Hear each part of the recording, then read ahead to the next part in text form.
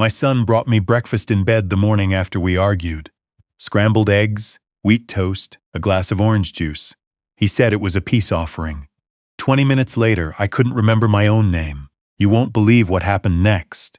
But before I get into it, please subscribe to Find Stories and drop a comment telling me what time it is where you are right now. I was 63 years old when my son tried to kill me. I want to say that plainly without softening it, because I spent the first few weeks after it happened trying to find gentler words. A mistake, an accident, a moment of terrible judgment. None of those fit. What happened was deliberate, and it was calculated, and the person who did it had been standing in my kitchen for 8 months. His name is my son. He's 31. And the woman who helped him is my daughter-in-law, who I had come to think of as family. I should back up. I retired from 31 years as a structural engineer in March of that year. Bridges, mostly. I'd worked on 4 major projects in Texas and 2 in neighboring states, and when I finally walked out of the firm's office with a card signed by 40 people and a bottle of bourbon I didn't ask for, I felt the particular lightness of a man who has earned his rest. My wife Carolyn had passed 4 years earlier, breast cancer, caught late. After she was gone, the house in Fredericksburg felt too large, but I couldn't bring myself to sell it. She'd picked out the tile in the kitchen. She'd planted the rosemary bushes along the front walk. I kept her reading chair in the sunroom exactly where she'd left it. My son moved in with his wife 6 months after the funeral. He told me he was worried about me being alone. He told me it would be good for everyone. He and his wife were between leases anyway. And why pay rent when there was a perfectly good house sitting 3/4 empty? I said yes. I said yes because I missed the sound of another person moving through rooms. I said yes because my son had Carolyn's eyes, and in those first months of grief I was not always thinking clearly. That was my first mistake. The second mistake was the co-signed loan. 18 months in, my son came to me about a business opportunity. He'd been doing event photography for years, mostly weddings and corporate headshots, and he wanted to open a dedicated studio space downtown. He needed $40,000 to cover lease, equipment build-out. He had 12 saved. He needed 28 more. I wrote the check. I didn't ask for a repayment timeline. I didn't ask for documentation. He was my son. He had his mother's eyes. The studio lasted 11 months before the lease fell apart. He told me it was a bad location. He told me foot traffic never materialized the way the realtor promised. He did not tell me that 1/3 of the money had gone toward credit card debt he and his wife had accumulated before they ever moved in with me. I found that out later. What I knew at the time was that the studio was gone, and the money was gone, and my son sat across from me at my own kitchen table and said, with very little emotion, that he thought I should consider pulling from my retirement account to help them get back on their feet. I said no. He didn't like that. The argument happened on a Wednesday evening in September. My daughter-in-law had gone to bed early, which in retrospect seems intentional. My son and I sat in the living room, and he said things I won't repeat here because some of them cut in ways that haven't fully healed. He said I'd always been better at building bridges than relationships. He said his mother used to cry about how unavailable I was, which I believe is not true, and which he knew would land hard. He said the house was going to be his eventually anyway, and we could do this the easy way or the complicated way. I asked him to mean something specific when he said that. He didn't answer. He went upstairs. I sat in the living room for a long time after that, in the dark, in the quiet, with Carolyn's reading chair across the room and the rosemary smell drifting in from the front walk. I thought about the people who build things. I spent 30 years making sure structures could hold weight they weren't expecting. I thought about what it means when something you've built fails anyway. I didn't sleep much. In the morning, I heard him moving around the kitchen around 7. I stayed in bed longer than usual, not ready for another round. Around 8:15, a knock at my bedroom door. Soft, his voice through the wood. "Dad, can I come in?" I said yes. He stood in the doorway in a t-shirt and track pants holding a tray. Scrambled eggs, toast, orange juice, a folded paper towel as a napkin. He said he'd been up since 6 thinking about last night. He said he'd been under too much pressure and had taken it out on me. He said the things he'd said about his mother weren't true, and he was sorry for using her that way. I looked at his face. He looked tired. He looked genuinely ashamed, or he was very good at performing it. "Dad, can we start over? Eat something. "You didn't eat last night." I took the tray. He left the room before I could say anything. I ate the eggs. I drank about half the orange juice. I set the tray on the nightstand and picked up the book I'd been reading. 15 minutes later, the book was on the floor and I couldn't remember dropping it. The room had tilted sideways in a way rooms don't. My hands felt like they were wrapped in something thick. I stood up and immediately sat back down on the bed because standing wasn't going to work. The phone. I needed my phone. It was on the charger across the room. 12 Fleet. I have crossed a lot of distances in my life. I've walked job sites in summer heat for hours. I ran a half marathon at 51. That 12 feet was the hardest thing I've ever crossed. I fell twice. The second time I stayed on the floor and dragged myself the last few feet on my elbows like a man in a trench. My fingers didn't work right, but I got the screen unlocked. "What is your emergency? I've been drugged, I think. I need help." 412 Stonecroft Lane, Fredericksburg. "Sir, can you stay on the line with me?" I don't know if I answered. The phone was in my hand and then it wasn't. And the ceiling was very close, and then it was very far away. The next thing I was aware of was a sound like a train running through a tunnel, which turned out to be the ventilation system of a hospital room. White ceiling, plastic tube in my nose, my left arm attached to an IV that someone had taped down with too much tape. A nurse appeared. Young woman, dark hair pulled back. She said my name and asked me to squeeze her hand. I squeezed. She said I was at Hill Country Regional. She said an ambulance had brought me in that morning. She said the doctor would be in shortly. The doctor was a man named Dr. Kaufman, early 50s, reading glasses on a chain around his neck, the air of a person who delivers bad news regularly and has learned not to flinch while doing it. He pulled a chair to my bedside and sat down with a tablet and a folder. He said the blood work had come back. He said the levels of a benzodiazepine compound in my system were approximately 4 times what would be prescribed therapeutically.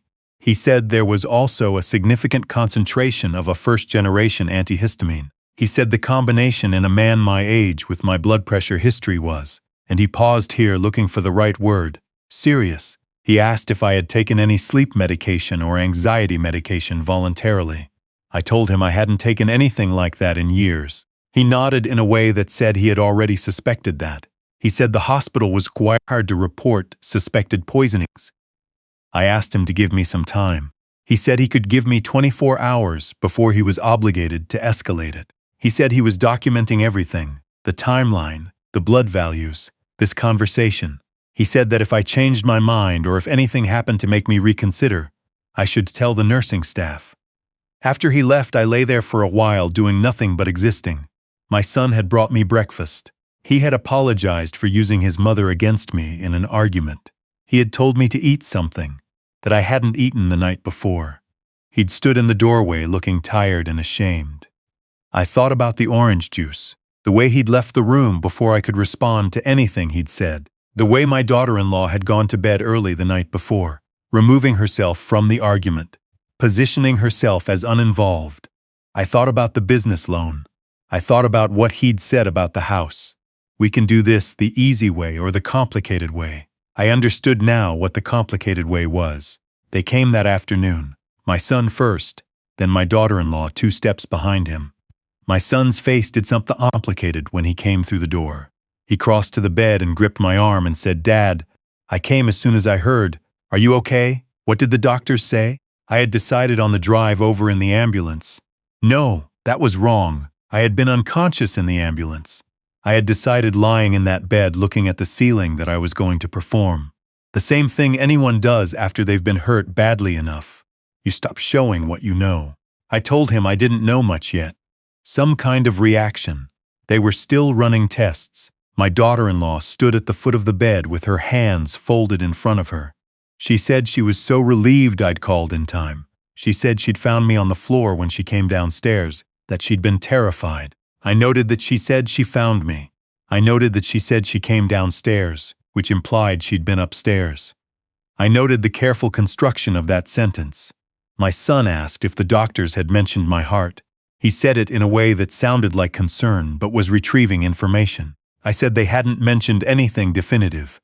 He relaxed by about 7%. I watched it happen. They stayed 40 minutes. My daughter-in-law cried a little. My son squeezed my hand when they left. At the door, He turned back and said we'd figure everything out when I was home, that they'd take care of me. The emphasis on those words sat in the room after they left. That night, on my hospital tablet, I searched for estate attorneys in the hill country and surrounding areas. I read reviews for 2 hours. I wasn't looking for someone sympathetic. I was looking for someone precise. I found her at a firm in Kerrville. 30 years of practice, specialty in estate planning and elder law. Her client reviews used words like thorough and relentless. One review, left anonymously, said she'd helped a client untangle a family financial situation that had seemed impossible and walked away without leaving a single thread loose. I called and left a message at 11 p.m. She called back at 7:15 the next morning. I told her everything. She listened without interrupting. When I finished, she said we had work to do and asked if I could come to her office the following week. Before that meeting, I discharged myself from the hospital against what Dr. Kaufman considered his better judgment. He gave me the full toxicology report, notarized, 3 copies. I put one in my jacket pocket, one in the car, one in a sealed envelope, addressed to myself at a P.O. box I opened on the way home. I went home because I had to, because leaving would have told them I knew, and because I wanted them to believe, for a little while longer, that I was still just a tired old man who'd had a health scare. I moved slowly through the house. I thanked my daughter-in-law for the soup she'd made. I let my son help me up the porch steps, which I didn't need. I sat in the living room with a blanket over my lap and the TV on low, and I watched them watching me. My daughter-in-law moved through the kitchen making small noises. My son brought me water. They were attentive in the way people are attentive when they are waiting for something. That night I heard them through the floor. Couldn't make out words. The tone was what mattered. Low and urgent, the particular register of people doing arithmetic that isn't adding up right. 3 days later, while they were out, I called a security company out of San Antonio. I'd looked at 4 companies and chosen this one, because their residential systems included cameras small enough to miss if you weren't looking. I had them install units in the living room, the kitchen, the dining room, common areas only. My attorney had already confirmed this was legal in Texas. The technician, a young man who went about his work with no curiosity about why a 63-year-old widower needed a professional-grade surveillance system in his own home, tested each angle on a tablet before he left. I walked him out and watched his truck disappear down Stonecroft Lane, and then I went back inside and stood in the kitchen for a minute. This was the kitchen where my son had assembled that breakfast tray. I made coffee and took it to my office. The attorney meeting was on a Thursday. Her office was in a converted Victorian on a side street in Kerrville, and she met me herself at the door. She was 70 maybe, with short gray hair, and a way of sitting very still while she listened that I recognized from the best engineers I'd ever worked with. Still doesn't mean passive. It means processing. I laid everything out. The loan, the argument, the breakfast, the hospital. The things my son had said about doing this the easy way or the complicated way. She listened without expression until I finished. Then she said this was attempted murder and asked if I'd filed a police report. I said I wanted to understand my options first. She said my options were actually quite good, under Texas law. She said I had complete testamentary freedom. I could disinherit my son entirely, leave everything to an institution or a cause, and as long as I was demonstrably competent when I signed, the will would stand. She said the word demonstrably carefully, meaning she'd already anticipated someone might challenge it. She recommended a private investigator named Clifford, who had worked with her firm for years. She called him while I was in her office. He answered on the second ring. His office was practical. Filing cabinets, a desktop that looked like it had been built in 2015 and maintained like a classic car. He was 50, broad through the shoulders, former law enforcement, now doing the kind of work that law enforcement can't always get to. He asked clear questions and wrote down the answers in a legal pad with a mechanical pencil. He said a full financial background workup on both of them would take 10 days to 2 weeks and would cost between $2,500 and $3,000, depending on what he found and how deep he had to go. I told him to go as deep as he needed. He said most people in my situation want just enough for a legal filing. I said I wanted everything. He looked at me for a moment with the expression of a man recalibrating his estimate of another man. Then he nodded and said he'd be in touch. I stopped at the hospital records office on the way home and obtained my full discharge file, 160 pages, toxicology reports, physician notes, lab values. Dr. Kaufman's assessment stated, plainly, that the combination of compounds found in my blood was inconsistent with accidental ingestion and consistent with deliberate administration. I had it notarized and made 3 copies before I left the parking lot. That evening, back home, I sat in my office while my son watched something on television in the living room, and my daughter-in-law moved through her bedtime routine upstairs. I organized what I had into folders: medical documentation, timeline, a brief written account of the argument, the breakfast, everything I'd observed in the hospital. I thought about Carolyn. I thought about the fact that she would not have found this surprising in the way I had found it surprising, because Carolyn had always seen my son more clearly than I had. She'd loved him without illusion. I had loved him with the particular blindness of a father who wanted his son to turn out well, and so kept telling himself that he was. 10 days later, Clifford called. His voice was flat in the way it gets when the numbers are worse than expected. He said total debt was approaching $220,000. My son had taken out business loans totaling over $90,000 that he'd defaulted on. He had personal credit card debt of $53,000. There was a private lender owed $41,000 at an interest rate that was, Clifford said, basically predatory. My daughter-in-law carried her own credit card debt of around $35,000. Their combined monthly minimum payments exceeded their combined income by approximately $5,000. I asked how they were making payments at all. He said they weren't. 3 accounts were delinquent. They were using new credit to service old credit. He said in his experience, people in this position start looking for exits that don't involve bankruptcy. He sent the full report that evening by encrypted email. I printed it, highlighted the key figures, added it to the folder. The will was signed 2 weeks after the hospital. My attorney arranged 2 professional witnesses and a notary she worked with regularly. We met in her conference room, and she read the key provisions aloud for the record.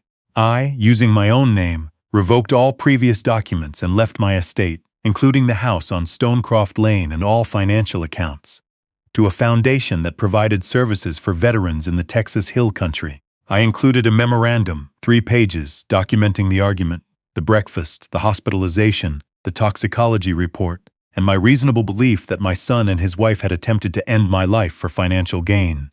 The memorandum was attached as an exhibit. I signed each copy steadily, no hesitation. The notary sealed them. The witnesses signed. My attorney's office camera recorded everything, standard practice for contested estates. 2 days later, I came home from what I told my son was a follow-up appointment. I set my bag and some documents on the kitchen counter. The documents included a folder with my attorney's letterhead visible at the corner, not hidden, not locked away. Staged, I went upstairs to my room and waited. My daughter-in-law came home first. I watched through the surveillance feed on my phone. She crossed to the counter for a glass of water, noticed the folder, glanced toward the stairs, picked it up, read it standing at the counter, one hand braced on the edge. I watched her face go through something I can only describe as a controlled collapse. She called my son. Get home now. His truck was in the driveway 19 minutes later. They stood in the kitchen together reading the memorandum. I watched their faces on the screen. My son set the document down very carefully.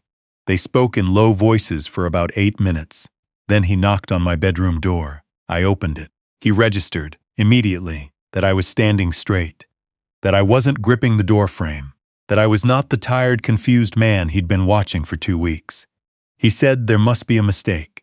He said I wasn't well, that I was still recovering, that this didn't make any sense. I told him there was no mistake. He tried several approaches in sequence. He said they were family. He said they'd cared for me. He said the foundation didn't know me from anyone, that leaving my house to strangers was something a clear-minded person would not do. I told him I was clear-minded, and I could prove it. He said I couldn't prove anything about the breakfast. He said I was an old man with blood pressure problems making accusations he couldn't support. I said I had the toxicology report. Something shifted behind his eyes.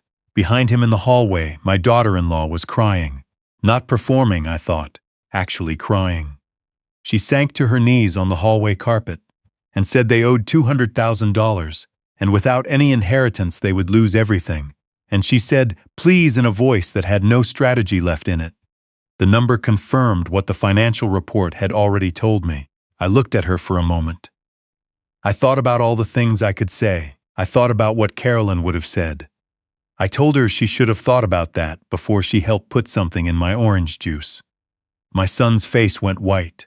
I told them both they had 30 days to vacate the property or pay market rate rent of $2,600 per month plus deposit. I told them the eviction paperwork had already been filed with the county. I told them if they wanted to contest the will, they were welcome to try, and I had documentation they couldn't imagine. My son said they would challenge the will. He said he'd get doctors to say I was paranoid. He said he'd make the last years of my life miserable. I said I was a man who'd already survived their best effort, and I was not particularly worried about what came next. He pulled my daughter-in-law up by the arm and they went downstairs. The front door rattled. I heard his truck leave, then hers. The house was quiet. I sat at my desk and pulled up the surveillance footage, watched it twice, downloaded everything, sent copies to my attorney and to Clifford. That was the first move. There were more. 2 weeks later, Clifford called again. He had been watching my son's movements. My son had met twice with a man who, Clifford explained, was a psychologist with a history of writing convenient diagnoses for paying clients. He had lost hospital privileges 3 years earlier, following an investigation into fraudulent disability documentation. He charged, Clifford had learned through sources I didn't ask about, $5,000 for a diagnosis of cognitive impairment, written report, and court testimony if needed. I drove to Clifford's office and sat across from him while he showed me photographs. My son entering the building, my son at a table in a coffee shop, the psychologist across from him, an envelope sliding across the table, the psychologist pocketing it. Texas is a one-party consent state. Clifford had recorded the conversation. I listened to it in his office. My son's voice asking for documentation showing severe cognitive decline, inability to manage finances. The psychologist describing exactly what courts look for, confirming he knew how to make it convincing. $5,000 for the full package. I had Clifford send that recording, along with the photographs, to my attorney. She scheduled a psychiatric evaluation for the following week with a forensic specialist she trusted, a woman who had testified in court cases across the state and had a reputation for being unimpeachable. 3 sessions over 8 days. Cognitive testing, life history, mental status. She asked me the same questions multiple ways. She was doing her job, which was to find weakness if it existed. I had nothing to hide. Her report arrived by encrypted email. She found me to be in full cognitive capacity, with intact memory, clear reasoning, and appropriate judgment. She noted that my concerns about my family members appeared to be based in reality rather than delusion. I filed copies with my attorney, with Clifford, and in my safe deposit box. My attorney sent a certified letter to my son, informing him that I had been evaluated by a board-certified forensic psychiatrist and found fully competent, and that any attempt to file claims of incapacity would be met with legal action, including defamation claims and potential criminal referrals for conspiracy to commit fraud. The letter did not mention the recording of his conversation with the psychologist. I watched through the surveillance system as he received the letter in the driveway. He read it once, then again. Then he called someone and paced the length of the driveway 3 times before going back inside. That night, through the system, I watched them argue in the kitchen. My daughter-in-law's voice was higher than usual. She said something like, "He knows." My son said he couldn't know, that he was guessing. She said, "What if he recorded something?" My son said he was an old man who didn't have the capability for that kind of setup. I noted this characterization without particular offense. The eviction hearing was brief. A justice court north of town, beige walls, the clerk's desk stacked with folders. My attorney presented the deed showing sole ownership, documentation that they had no written lease, the certified mail receipt showing they'd received the demand for rent. Their attorney, a young man clearly working with limited material, argued this was a family dispute disguised as a landlord-tenant matter. The judge asked if there was a written lease. There was not. The judge asked if I had accepted rent payments in the past. I had not. The judge signed the order, 30 days to pay $2,600 per month, plus deposit or vacate. Failure to comply would result in a sheriff-enforced removal. The whole thing took 11 minutes. My daughter-in-law cried in the parking lot. My son stared at the courthouse steps. His attorney said something to him quietly. He didn't appear to hear it. The financial pressure was immediate. Clifford had, at my direction, sent documentation packages to each of my son's creditors. The packages contained the new will, the eviction order, and public records showing the full extent of his debt. The private lender, holding $41,000 at predatory rates, was the first to respond. He called my son demanding full payment within 10 days. The business loan servicer froze the account. 2 credit card companies moved to collections. They had no room to maneuver.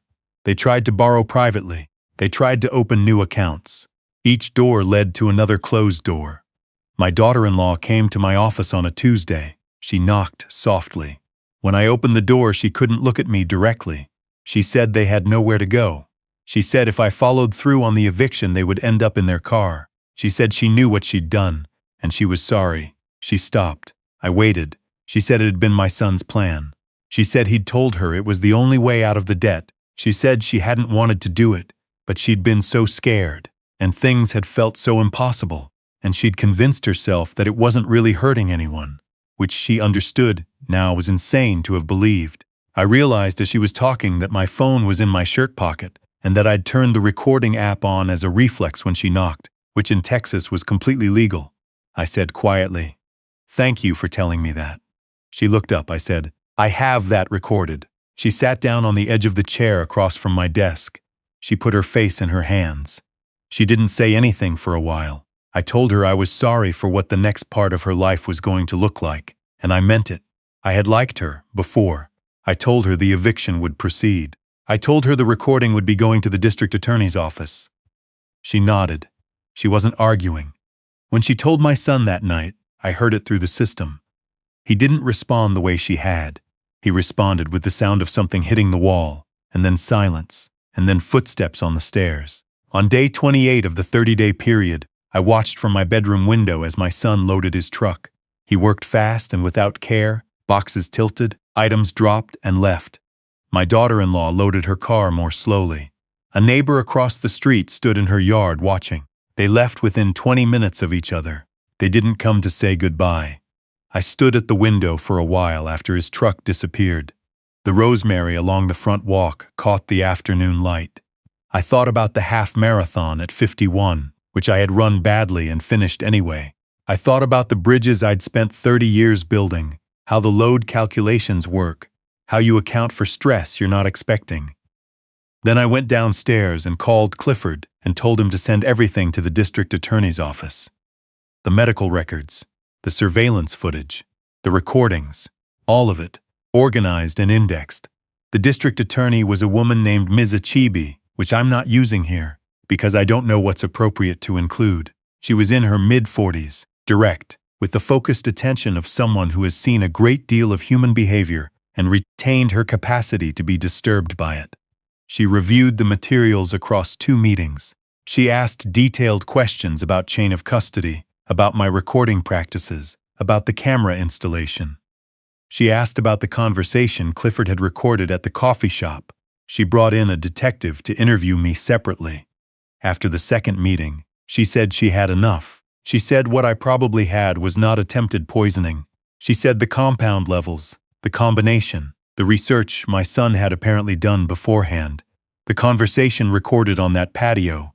She said the more accurate charge was attempted murder. I heard that word from a professional for the first time and found I had no strong feeling about it. I'd known what it was from the floor of my bedroom, dragging myself to the phone. The arrests happened on a Thursday morning. I was home. A detective called me at 8:45 and said I should stay where I was, that she'd notify me when it was done. I made coffee. I sat at the kitchen table. I read the paper. At 10:20 she called back. She said both of them were in custody. She said they'd been at a motel on the edge of town, paying weekly. I thanked her and hung up and sat there for a while. The trial was 3 months later. I won't describe all of it, because some of it is not mine to describe, and some of it I don't fully remember because I was present in the room, but not entirely present in myself. I will say that my daughter-in-law testified, and that her testimony was not helpful to her husband's case. I will say that the recording from the coffee shop played in a courtroom, and that 12 people heard it without expressions I could read as anything other than settled. I testified for about 90 minutes. The defense attorney tried to suggest that my actions after the hospital, the attorney, the investigator, the surveillance, the deliberate staging of the will documents, implied I was not a man acting from fear and self-preservation, but from something colder and more calculated. I said I was a structural engineer. I told her that when a load-bearing element fails, you don't guess about the repair. You document, you assess, you rebuild with better materials. That's not coldness, I said. That's what surviving looks like. The jury was out for 6 hours, both guilty on attempted murder and conspiracy.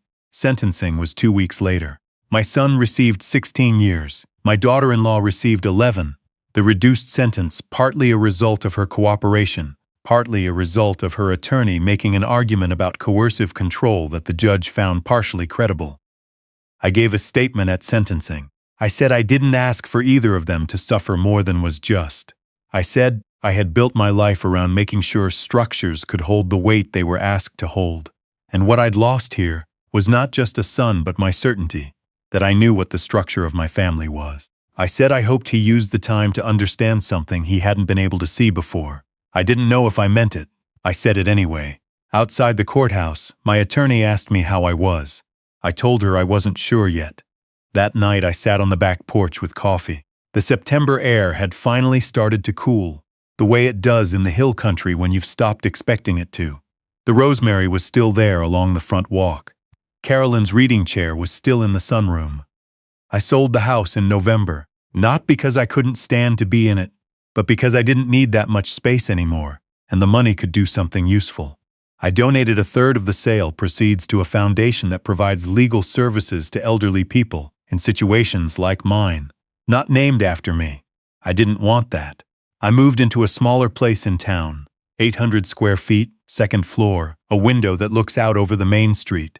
I can see the hardware store and the coffee place, and the library from where I sit in the mornings. My son wrote me a letter from prison in January, 4 pages. I read it once and put it in a drawer. I'm not ready to answer it. I might never be. I'm not certain that not being ready is the same as having decided. Some structures, once they've failed, can be rebuilt.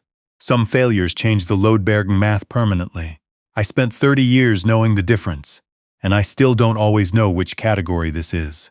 What I know is that I'm 64 now, sitting in a chair that belongs to me, in a house that belongs to me, drinking coffee I made myself without thinking about it twice. That's enough for today.